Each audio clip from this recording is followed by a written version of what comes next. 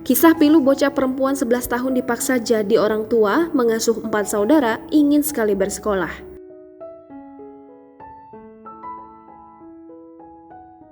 Kisah Nurul Farisya Muhammad Rizwan, bocah perempuan 11 tahun yang terpaksa jadi orang tua mengurus bagi keempat saudara kandungnya karena orang tua mereka masuk penjara karena kecanduan narkoba.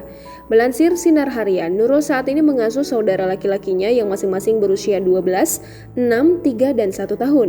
Sebagai orang tua bagi adik-adiknya, Nurul harus melakukan banyak hal, termasuk menidurkan adik bungsunya sementara dia mengawasi saudara laki-lakinya yang lain saat mereka bermain di luar rumah di Kubang Terep, Kelantan, Malaysia. Dia juga memasak untuk adik-adiknya dengan menggunakan tungku kayu karena mereka tidak memiliki kompor dan saat dia memasak, dia menggendong adik bungsunya untuk mencegahnya menangis. Sejak orang tua mereka dipenjara karena pelanggaran narkoba, dia dan adik laki-lakinya telah mengambil alih tanggung jawab sebagai orang tua. Nurul Farisya memikul tanggung jawab sebagai orang tua ketika nenek mereka pulang ke rumah menjual minyak pijat dari jam 9 pagi hingga jam 6 sore. Karena keadaan keuangan mereka, dia memasak nasi, ikan goreng, dan membuat mie instan untuk dimakan saudara-saudaranya. Tetapi yang paling menyedihkan adalah adik bungsu meminum susu kental manis karena mereka tidak mampu membeli susu bubuk.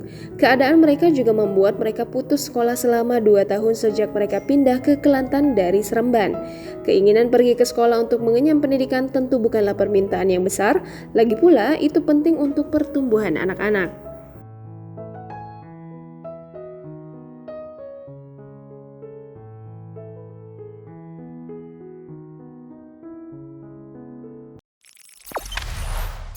Jangan lupa subscribe, share, komen, dan like ya!